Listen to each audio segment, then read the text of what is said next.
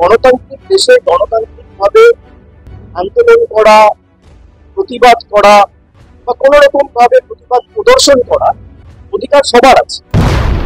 विकास भवन के बाहर में योग्य शिक्षक आंदोलन कर रहे हैं और इसी को लेकर आज अभिषेक बैनर्जी ने एयरपोर्ट में कहा कि चूंकि हमारा जो देश है वो गणतांत्रिक है और सभी को गणतांत्रिक हक है कि वो प्रोटेस्ट कर सके। उन्होंने ये भी कहा कि वो प्रोटेस्ट कर रहे हैं वो ठीक है, लेकिन सरकारी संपत्तियों को नुकसान ना पहुंचाए, क्योंकि हमने देखा कि गुरुवार को जिस प्रकार से पुलिस और आंदोलनकारियों का झड़प हुआ, जहां पर बैरिकेड्स जो है वो भी तोड़ा गया था। इसको लेकर भी अभिषेक बैनर्जी ने कहा कि कुछ फुटेजेस उन्होंने देखा है। उन्होंने बिना किसी का नाम लिए, बिना किसी पर निशाना साधे हुए उन्होंने कहा कि सरकारी संपत्तियों को ना नुकसान पहुंचाए, आंदोलन करना है, शांतिपूर्ण तरीके से आंदोलन करें। और दूसरी तरफ उन्होंने ये भी कहा, सारे योग्य शिक्षकों को ये भरोसा दिलाया है कि राज्य सरकार पर भरोसा रखे, जल्द से जल्द जो है विचार होगा, उनका अधिकार मिलेगा। उन्होंने ये भी कहा कि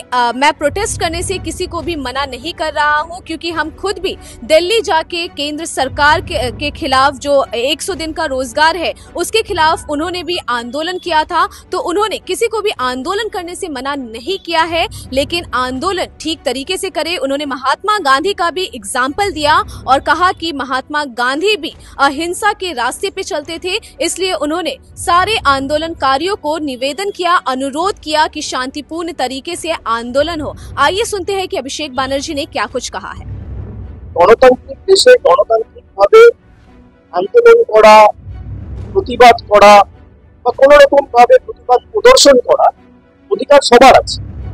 আর বাংলা বলে নয়, ভারতের যত রাজ্য আছে, ভারতের প্রত্যেকটা জায়গায় অধিকার রয়েছে। কিন্তু আমি কোনোভাবে তাদের আন্দোলনকে ছোট করবো না, সে দৃষ্টতা আমার নেই। আমি কোনোভাবে চাই না এই আন্দোলনকে রাজনৈতিক রঙে রাঙানো। কিন্তু যারা আন্দোলন করছে, আমার তাদের কাছে অনুরোধ থাকবে যে আন্দোলন কখনো হিংসাত্মক নয়। আমি কিছু ফুটেজ দেখেছি, আমি কাউকে দায়ী করছি, যে জোর জবরদস্তি গেট ভেঙে দেওয়া হচ্ছে। আন্দোলন কখনো উগ্র হয়, আন্দোলন কখনো হিংস্র হয়। গান্ধীজি অহিংসার কথা বলেছে, নন ভায়োলেন্সের কথা বলেছে।